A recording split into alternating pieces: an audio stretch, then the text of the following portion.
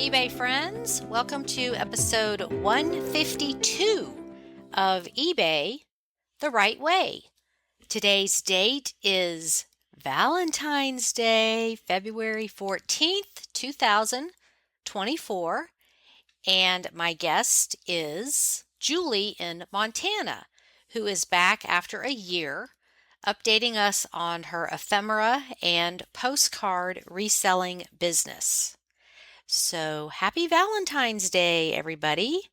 I am actually with my beloved Midwestern man this week, visiting the homestead in Illinois for Valentine's week and to make final arrangements to move in early March. Some of you have asked where I will be moving to. It is southwestern Illinois, really close to the center of the state. It's farm country, about an hour north of St. Louis, Missouri, and an hour south of Springfield, Illinois. Actually, 3/4 of the state of Illinois is considered well-suited for farming. So I will be there in farm country. Anyway, I'll be documenting my journey on my YouTube channel because I can show photos and videos of everything, which you can't really do on a podcast. Thank you again for your emails and messages. I really appreciate everyone's support. There are great things to come. I'm really excited about this next chapter and building my eBay store bigger and better than ever. Okay, that is my update. Now on to the chat with Julie. Welcome back, listeners. I've got a repeat guest this week, and we've got Julie, the ephemera lady in Montana. How are you doing, Julie? It's been a year.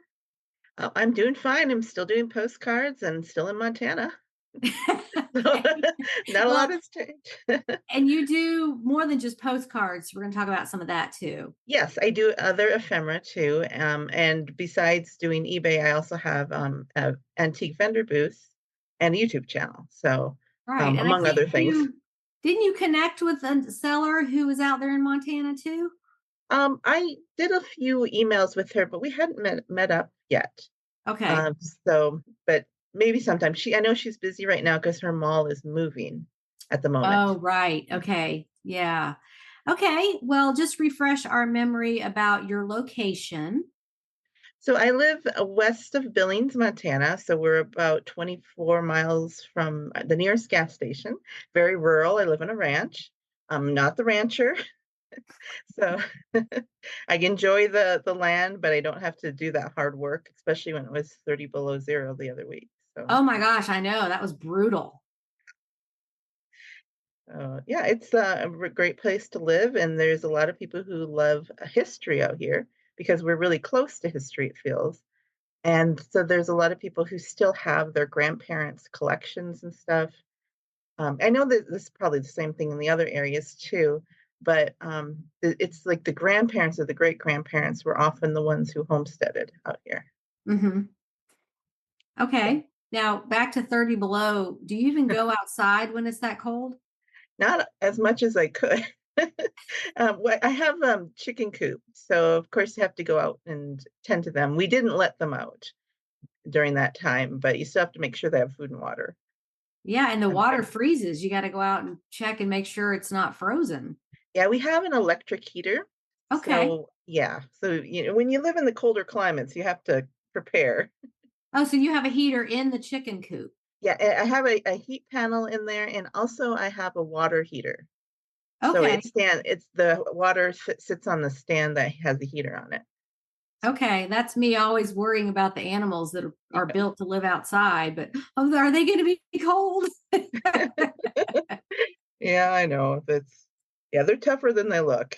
So they don't lay when it's that cold, do they? They don't actually lay eggs if it's that cold. No, they don't. They it's just not a good thing for them to be doing that. So nature just takes its course. Okay. All right. Well, good to know. And also, what brought you to eBay and when? So I had probably dabbled in eBay a long time ago, maybe 20 so years ago, back when it was different. And then I came back when in about 2000, when a lot of people were probably looking for what can we do from home. And I stumbled across ephemera, and I've always liked paper things. And it just seemed a good fit because I like history. I like to learn things. I don't mind dealing with little pieces of paper. Some people, it drives them crazy, but and it was a good fit. The reason why I think some people underestimate the work that you put into ephemera because like if you have a shoebox of postcards, there could be 600 pieces of inventory in there. And people think, well, I'll just go through that in an hour, but it actually will take you weeks, maybe months to go through that little box. So I think they get a little overwhelmed by this little box and learning about all of the process of what's worth and how do I sell it. Yeah, I've got some of that going on. My sister has some of her husband's family stuff. He passed away right around Thanksgiving, and she gave me that box of stuff the week after Christmas, and I have it sorted out. I know what I'm going to do. I just haven't sat down to do the research and figure out how to price it. So, Hmm. yeah, even though it's just a box, 12 by 12 box, it's still kind of intimidating when you're new to it. Hmm. It is. And a lot of Yeah. people I see say, "Can you tell?" They'll show you pictures and say, "Can you tell me what this is worth?" And well, it depends because it's really you have to put in the work to it and learn about it. And it seems like it should be simpler than it is. But the more I learn about postcard and ephemera, the more of depth that I encounter of things. So there's just layers and layers because ephemera has been with us for thousands of years, so there's just so much to it and so many different kinds. So one question that was posted was, where do you get it? Because it really isn't something you see like in a thrift store. I've never seen any in a thrift store. Right, Do you have? yeah. Yeah, you Okay. rarely see them in thrift stores. I never have seen them in, like, Goodwill or anything because I think that they have different processes in those places, like, they'll put it online or sometimes, like, with photographs, people won't put them in a thrift store because they think it's too personal and they'll just throw them or something. So where I find them when I first started, I purchased a lot of them on eBay. I bought large lots. And that was a good learning experience because I needed to go through all those and learn what they are and their values. And then as I go, actually, almost a year ago after our interview, I changed my game on how I did my postcard selling. So now I am sourcing mostly from like an, antique stores, postcards events, which are a bunch of postcard people who may not know what they sell online, but they know what it sells in person, which is kind of can be two different things. And just local people, I've bought a couple times off of Craigslist, a couple collections. So I'm more specializing into more of what I want to sell because I think that in the beginning I needed to do the work to learn, go through thousands of postcards and find the values and go through them to find out what I like to sell best. Okay. And how many do you have in your store right now? Okay, so I have about the same amount as I did last time. I watched the interview from our last year, so I wouldn't repeat too much. But 8,500 is about what I have. And my goal was to have 2,000 or say 20,000. But when I had changed my philosophy of how I wanted to sell the postcards, I decided to go with to not do as many of the common postcards anymore and go with the different ones. Partly because I get bored after a while of listing the same ones over and over, and partly because it's more lucrative to sell a little higher price postcard. I mean, I say higher price, I'm saying $10 or more. There's the majority of postcards, like about, I would say around 80% that you get in a collection are going to be worth $5 or less. So I'm not really listing those as much anymore online unless I really want them in my shop.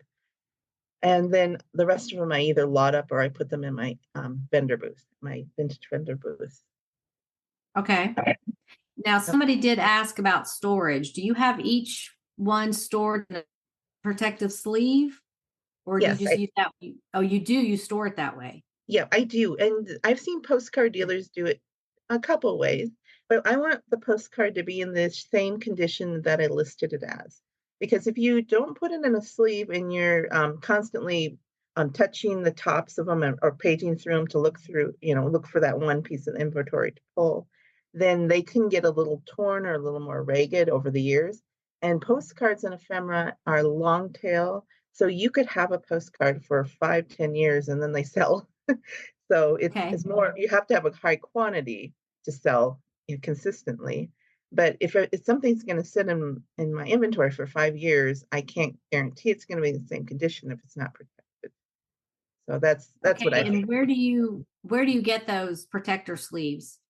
There's a few companies online that sell them, and some people I did start by buying them from other dealers off of eBay because you can get them for fairly cheap. They call them penny sleeves.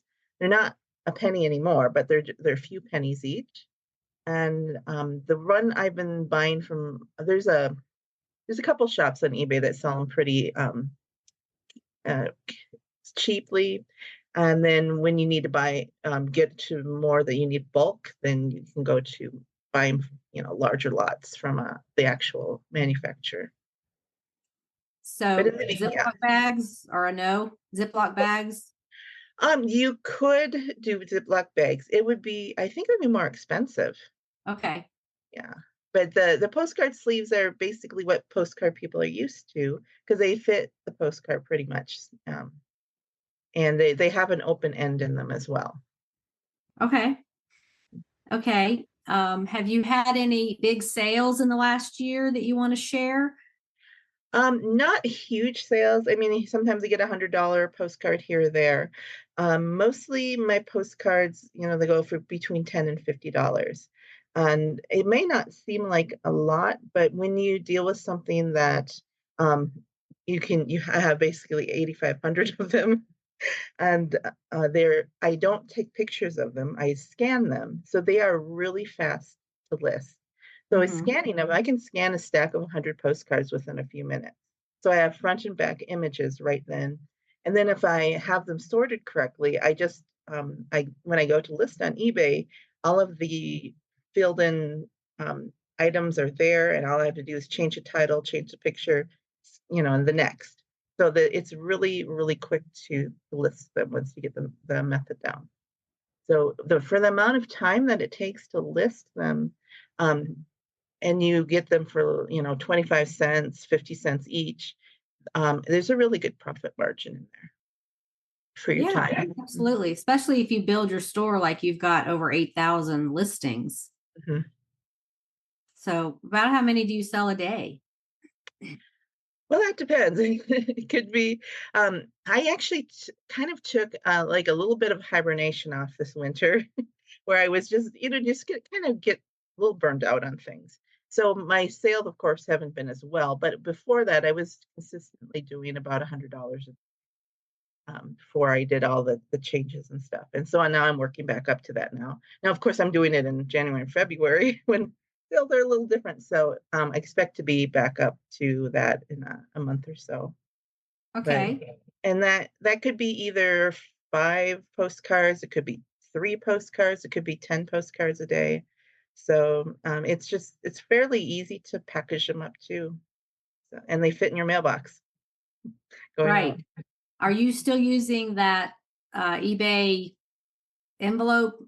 Yep, the eBay standard envelope, which is another great thing about this is because you get a little break on the shipping cost, especially since postage keeps going up, and it has Mm-hmm. tracking on it. The tracking on it, though, is not like the tracking that you'd expect, that the postal people they scan when they deliver. It actually is, I think it's a second party scanning, or it tracks from post office to post office.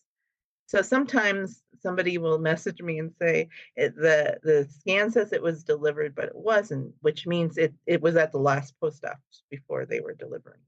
So sometimes there's a little confusion to the buyer about that. But once you explain it, and then it usually arrives in the next couple days for them.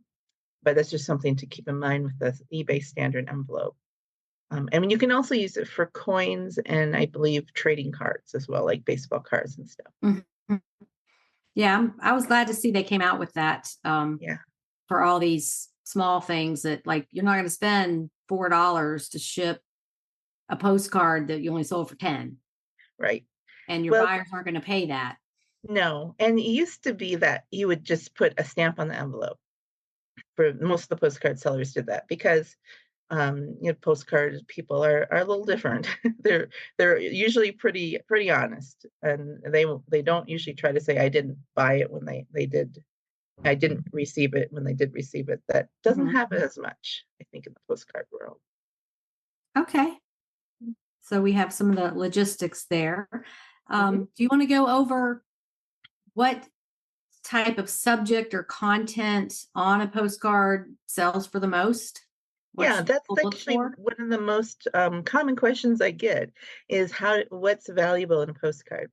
If you look historically, the top selling postcards have been sports themed or like something like Titanic. Those like can go to the thousands of dollars, but those are very rare to find. So for the ones that you're probably going to come across, one of the first things I look for is Halloween postcards. They are not as common and people love them. And I've had a few.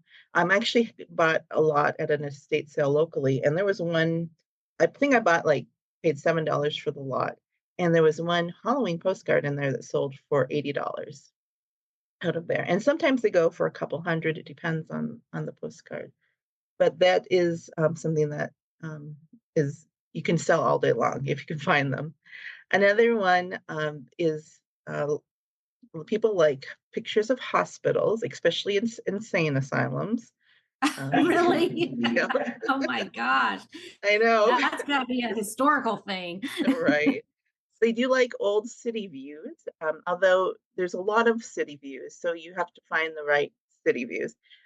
There's a type of postcard called a real photo postcard, an RPPC for short, and they I think I'd mentioned it in the last podcast, but it's still I think if you were gonna specialize in one type of postcard, that would be the type that could be the most profitable.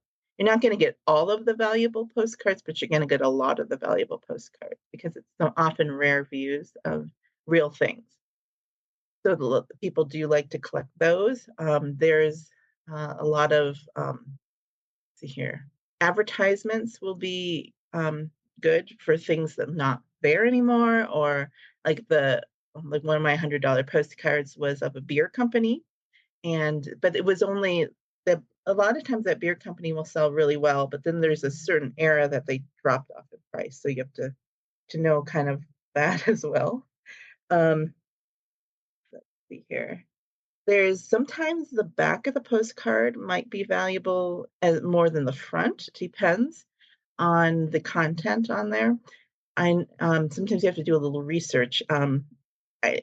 Sometimes the message will be good, or if it's a soldier mail, um, sometimes a famous signature, or I know there was some of them that were talking about like the flu, like the original flu epidemic that went through Right. about people. 1918. Yeah. Right, yeah, and sometimes what is the post office marks cancellation stamps of places that are ghost towns now are no longer there can be valuable.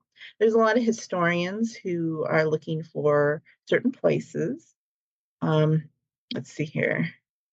Anything? I'm probably going to come up with a lot more once we're not, not on the podcast. That's how it But usually works. I know But it's no, like and going back to the postmark, are there any highly coveted postmarks, like, that are kind of rare? I don't know, maybe the town doesn't exist anymore, or, the Bethlehem ones for Christmas. And, there's like a Bethlehem, Georgia. People would drive down there and mhm. mail their Christmas cards, so it would say Bethlehem on it.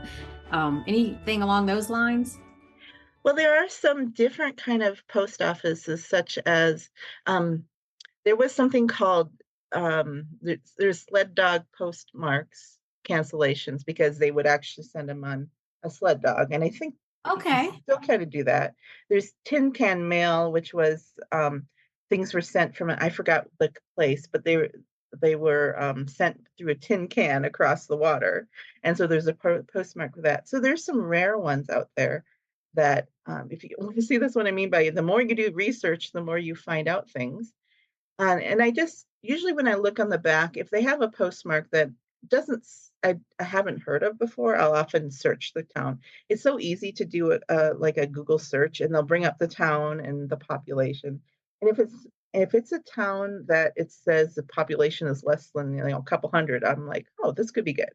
So I think that's part of doing the research. So not only do you have the back of the front of the postcard with the image to get the value from, but you also have the back, the message, the cancellation, possibly the stamp, though it's very rare to have a valuable stamp on a postcard because most of them were sent with just a penny stamp, which are very common.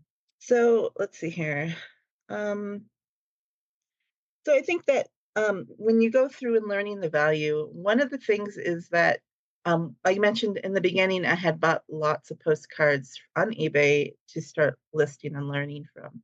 And I think I had to go through that process to learn. And I think that's where a lot of the people that are new to ephemera kind of hold back on because it took me a couple months to do a lot of the learning and the reading about it. And watch videos and educate. So it's a whole education curve for these little pieces of paper. So that's why it looks really simple, but it's complicated. So I think that with going through those thousands of postcards in the beginning, it helped to educate me in real time and experience that I had to go through that process to know what I wanted to specialize in and what I like to do. There are postcard sellers who like to specialize in the $5 postcards because they're easy to get and it's consistent, probably quick sales, more quick than what I would get. There are people who like to specialize in the higher end postcards, like the $100 ones and the real photo postcards, although they're going to be selling less, maybe not as often. So, and there's people in between. So, what I'm going for is the $10 and above, which takes me out of the common postcards. But I also focus in on a certain area because, like Montana and the Western states, the Old West, because that's where I am, and I recognize the name of the places and such. So I know there's another postcard reseller that specializes in southern states because they know those. So then you just need to find your niche within each thing. Okay. So you do ephemera as well. Mhm. Can you talk about some of the items? I've been seeing a lot of cookbooks, like for very little towns or churches or something, way back in the day. They have handwritten notes in them and just very obscure things. So I'm sure that carries over to all kinds of ephemera. Mhm. It does. So either easy one to add on are photos because they're kind of the same size. They can fit in the same inventory boxes as postcards. They're easy to scan. Again, you don't have to take pictures of pictures. You can put it through your scanner if you have one. And then a lot of the things that apply to postcards for values apply to photos. There's also slides, like those old photo slides, and people do like to collect them. It's just certain things. Again, a lot of the things are the same for the values, although you want to, the red Kodachromes, I think are more valuable than some of the other ones because of the quality of them. There are stereo view cards, which if you the old view, kind of the previous Viewmaster thing, but they're Right. usually It's like a binocular type thing, and you just use them to look at pictures. right, yeah, and you put it on there, and you have these little Google things, googly eyes things. Yeah, they were a early 1900s thing as well. Another thing that I sell sometimes are menus, old menus, and sometimes like flight menus or Okay. overseas. I just sold a Air Force Korean base menu for Christmas, and so people, you never know what people are going to want to buy. There's letters, old letters, and I had a lot of love letters that were between these two people who basically he was cheating on his spouse. Oh, that's great. Yeah. I know. Yeah. So somebody bought that. So, and I have a whole bunch of letters from, I bought a lot and it has like 3 or 4 different soldiers in the family. And so I sorted them out by the soldiers and going to sell them in the lots of their soldiers. So there's tickets you can sell, and passes, different things. Like Knott's Berry Farm is very collectible. Some Disney is very collectible. I don't know a lot about Disney. I know you have another Disney collector who could probably speak to that. But there are some Disney postcards that go for hundreds or thousands of dollars too. Hmm. And they're not actually that old. So sometimes receipts or ticket, yeah, anything that's like paper or something that was meant to be thrown away, you might be surprised at the value that they have. Cookbooks, I usually what I do with cookbooks is I put them in my booth because I try to keep my eBay inventory down to a couple bookshelves. Hmm. And I don't like to take a lot of pictures. So, because for the amount of time that I could have listed a cookbook to take the pictures and list and edit the pictures, I probably could have listed 10, 20 postcards that would sell for about the same price. So I prioritize my time that way. Like the recipe boxes that have the cards in them. I've seen people selling those. Yeah, you can sell those. I had a box that I bought at an estate sale, probably for like $2 for $2.50. I think it was on half price. And it was one of those that you had the people back way back in the day had to write in and for their free recipe box. And then I actually had a picture of the ad that you would get it from. And that sold for probably, I think, $20 or $30. I mean, it wasn't a huge sale, but it's a good profit margin. And I think that yeah, coming across old recipe boxes with somebody's handwritten, sometimes things are written on the back of checks and, on somebody's receipt. It's kind of a really interesting journey through somebody's cooking Right. years. Mhm. Oh, I know what I was going to say. I don't know if you saw on one of my videos recently, there was somebody who sold a ledger from a store Mhm. and it was 1880 something. It was a 10-year period. And it's just, I mean, that thing was just almost destroyed looking. The outside looked terrible, but inside the pages, there's where they've written all of, the sale and the person's name and what they bought and the amount, like back in the day. And that sold for $100. And Mhm. it was less than 100 pages. Yeah, I've seen that. It depends on the subject matter of where the place is and such, but yeah, those can go for well. Another thing that can go for a good value are old diaries. I've seen people put them up for auctions and they go for hundreds. They're not as easy to find because usually the family will destroy them or keep them. So, They don't want to be incriminated. right, or they don't want their family secrets out. But Right. yeah, so yeah, that's something that I search for, but I don't find as often.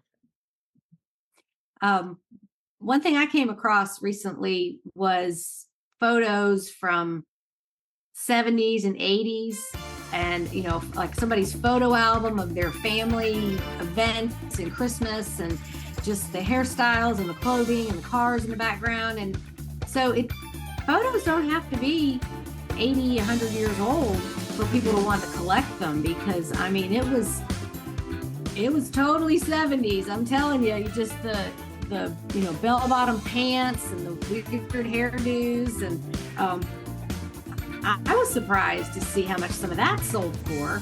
Now everybody listening is going to be running to their attic or their basement to pull out their photo albums. Well, 70s and 80s stuff. Yeah, well, mid-century is in, and so is the 80s. And like I'm Gen X, and to me, it was only like 20, 30 years ago, but it I really has been know. longer. So now that what I grew up with is vintage, I think. Right. And so the people are looking back at the fashions and what life used to look like, and, especially people love pictures of Christmas over the years and the fashions, just I sometimes I would put keywords like mid-century, decor or, art deco, art nouveau, or whatever the feel of the photo is or the item, and there's always a collector for something like that. Now there's whether they're highly valuable or not, it depends on the subject matter. There's probably a lot of mid-century. There's tons of people in weddings, and there's tons of people just standing there with their portraits. I think they had was a tradition when you're 18, you get portrait taken. And but there are some really interesting ones though that come out of those photos. Sometimes you'll have somebody who looks like a flapper, which is something that sells well too. Another thing that a subject matter that sells really well is transportation. Anytime you have like trains, planes, automobiles, people like to collect those as well. So if you have old things like that, like an old car, especially if they have their license plate on them, because people will go back there and they can research that license plate and find out who those people were. Oh, that's interesting. Mhm, Yeah. Yeah, new license plates could be a good seller depending on the year and the state and all that kind of stuff. mhm. Uh, what do you think is the oldest item you've ever sold? Hmm. That's a good question. I know I've sold some postcards that were from the late 1800s, but which is really early in the postcard world.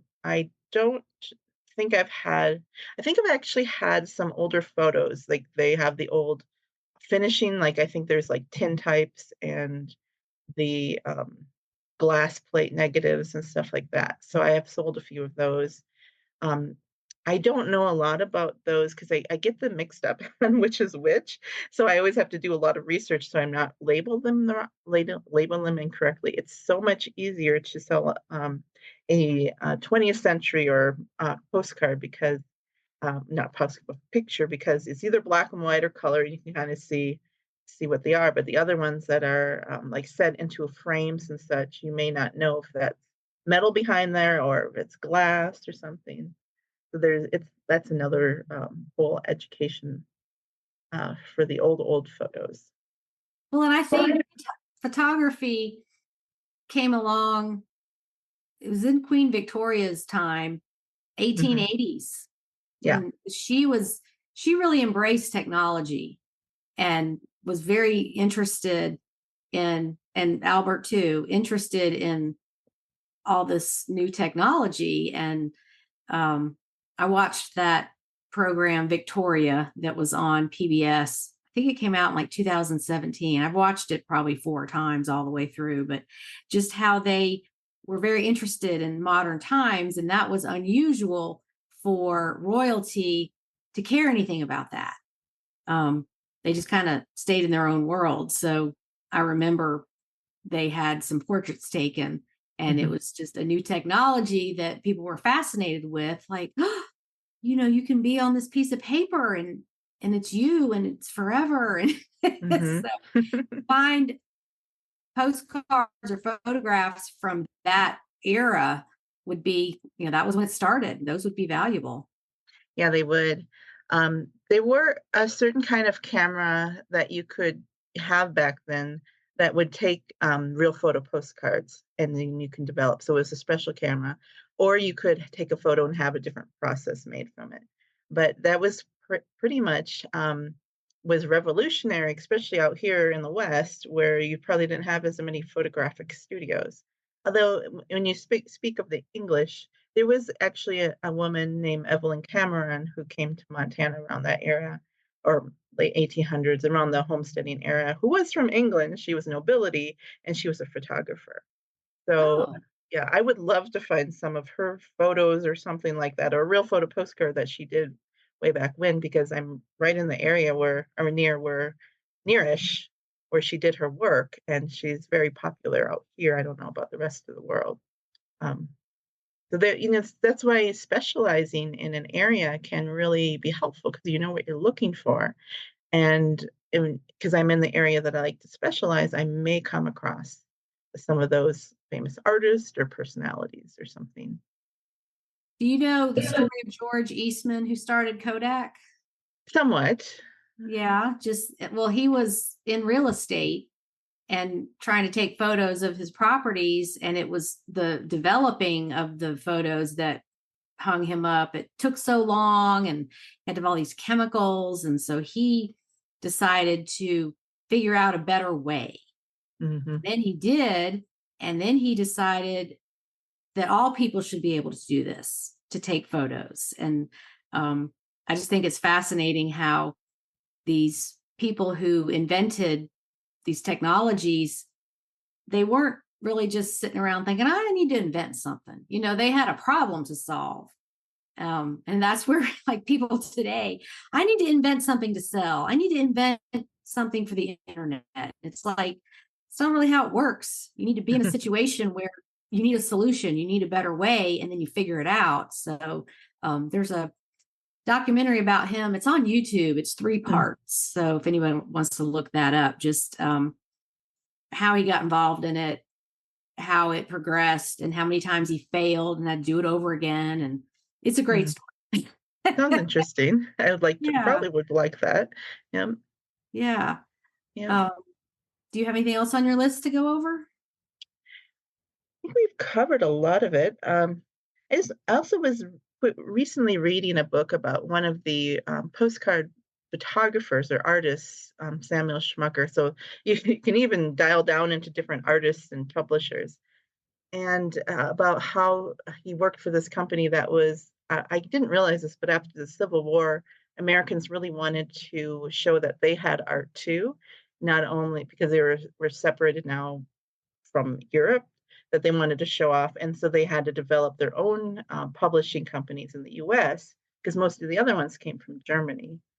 And so I thought there was an interesting line there that said, at this one photographer said that finally at the age of 55, he finally got a good job and a good, a comfortable income. So all his life he'd been working towards this.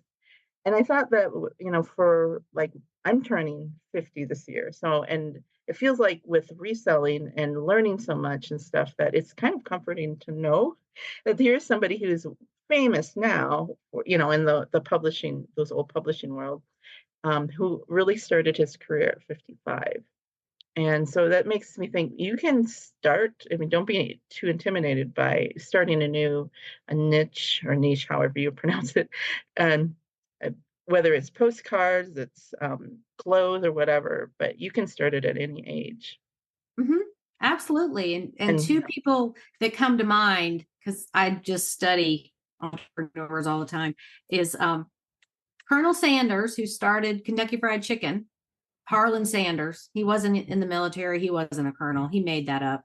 But he didn't start all that until he was 65, mhm, because he was selling chicken out of a gas station, and just it evolved from there. And also, Laura Ingalls Wilder didn't start writing until she was in her 60s.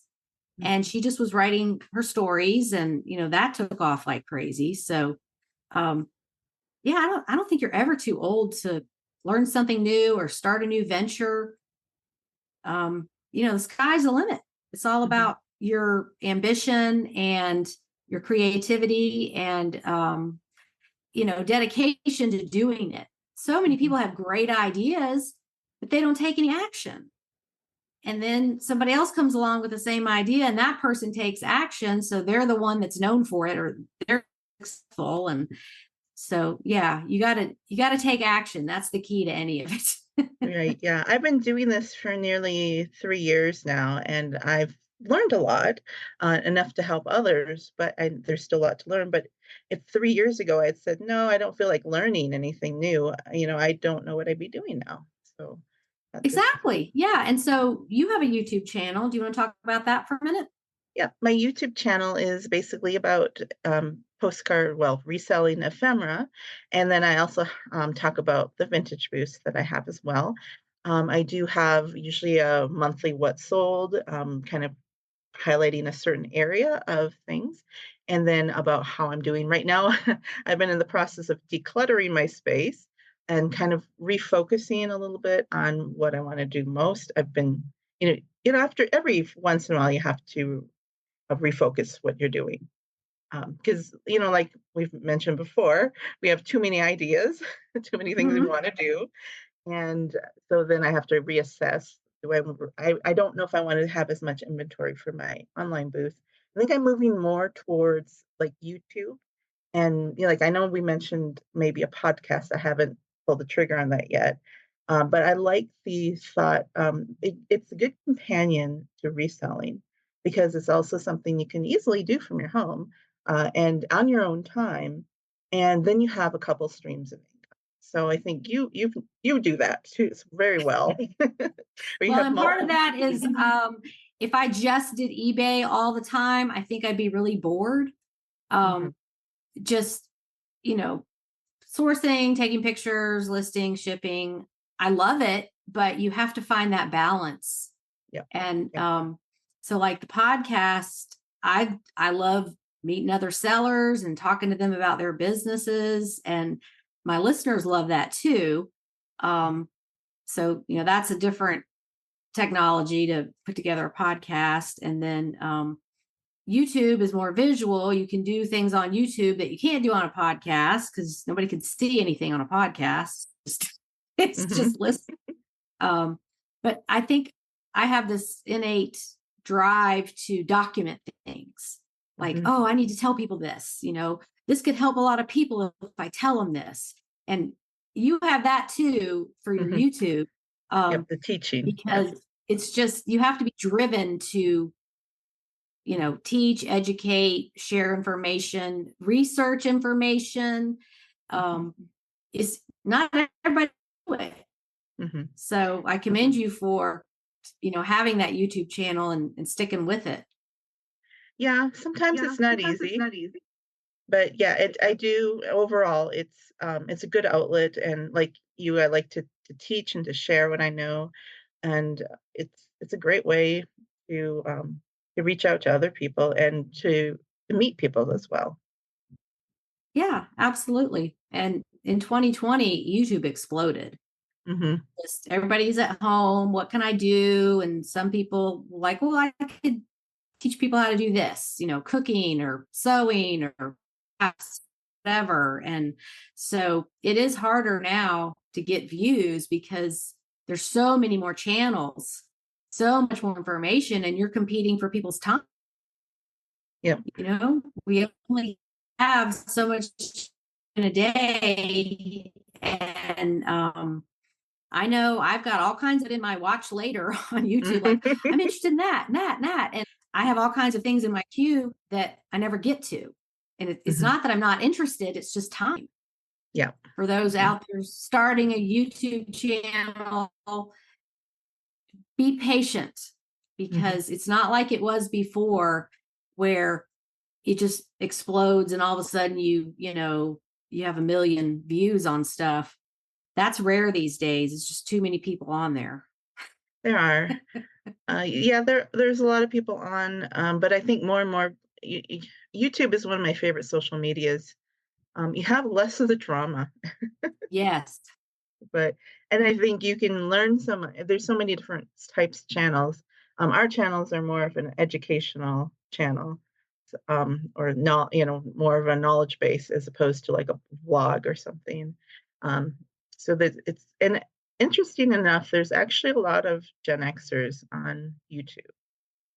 Hmm. So um, out there because I think we're the people who kind of bridge that between the boomers and the millennials of non-technology to full technology. So I think we see a lot of the things between them and can kind of bridge that gap.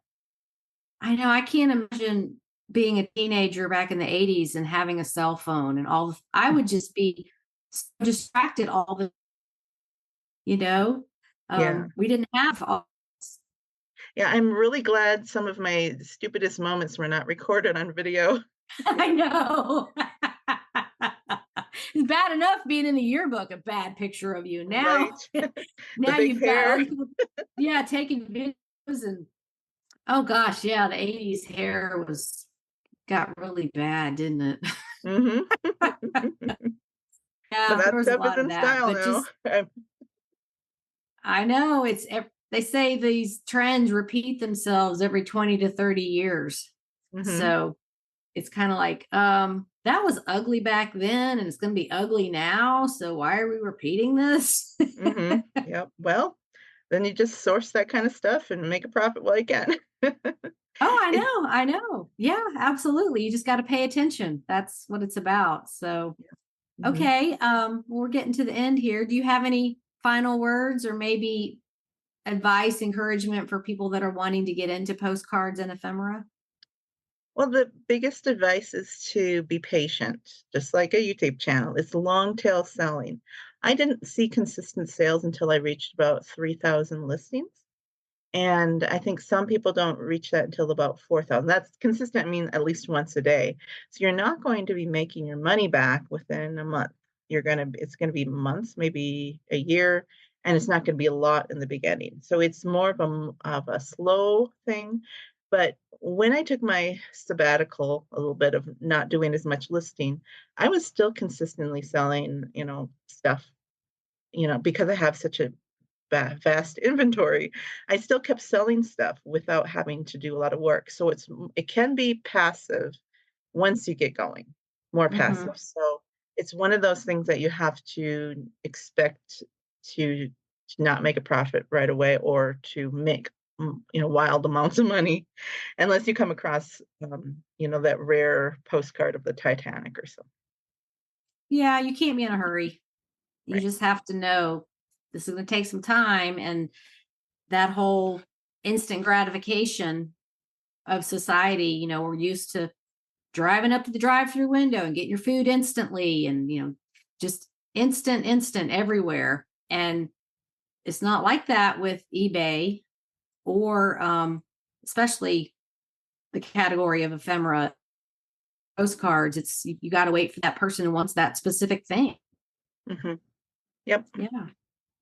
Okay. Well, thank you for coming back on again and sharing your knowledge and wisdom with everybody. Again, what is your YouTube channel called? Julie Norman.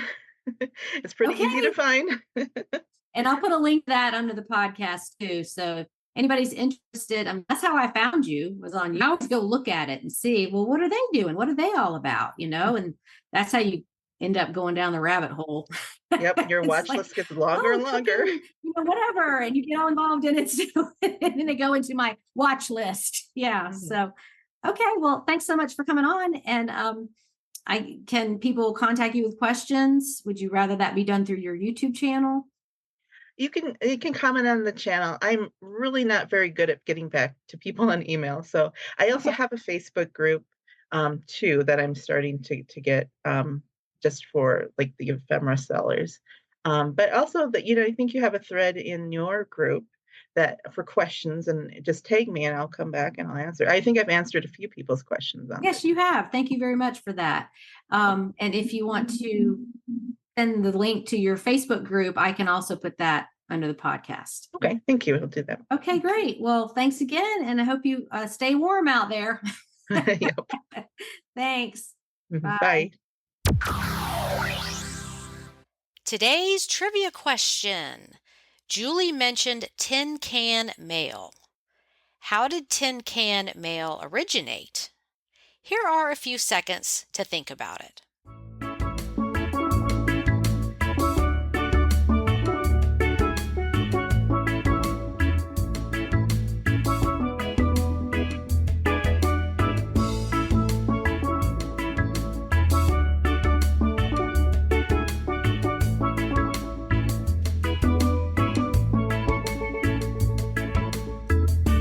Okay, here's the backstory.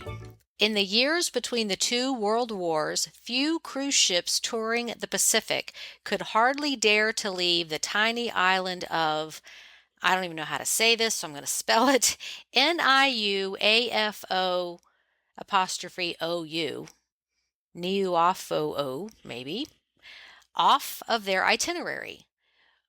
Why have I never heard of it, you may ask, and what made the ships stop going there? Good questions, and the strange answer is that the islanders built an airport. The story begins back in 1882 when William Travers, a plantation manager, found himself marooned on this tiny donut-shaped island halfway between Fiji and Samoa. It is nothing more than the tip of a volcano jutting out of the vast blue waters of the Pacific. Just a couple of miles out, he could see the passenger liners streaming past, but none ever called because the island had no harbor and no beaches. In fact, the steep sides plunge 6 miles down to the bottom of the Tongan Trench, making it impossible to anchor and hard to land even a rowboat. The only white man on the island, Travers resented being unable to communicate with the outside world.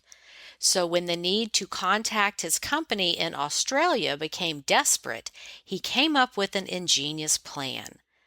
He wrote to the Tongan postal authorities asking them to seal his mail in a ship's biscuit tin and arrange for the captain of one of the Union Steamship Company vessels to throw it overboard as they passed the island on their way between Suva and Fiji. These ships traded regularly between the islands of the Pacific. If the captain would give a hoot on the ship's siren, he would send a swimmer out to collect the tin. Carefully, he wrapped his letter in grease-proof paper and tied it to a short stick. He approached the strongest swimmer on the island and asked him to swim out to the next ship and hand his letter to the captain. In this way, Tin Can Maale was born. It was to become a regular happening after Arthur Tyndall set up as a trader on the island some years later. So, as Julie mentioned, there is a postmark that says Tin Can Maale, and anything with this postmark is collectible. Who knew? I learn so much from my guests, so thank you for your wisdom, Julie.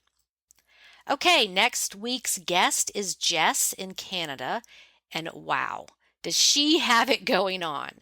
She and her husband are full-time resellers with a warehouse and 7,000 items in inventory. This did not happen overnight. It has taken them years to build their business to this level, and their journey has been fascinating. Thank you, listeners, for spending the last hour with us, and I hope you have a profitable and productive week. Bye for now.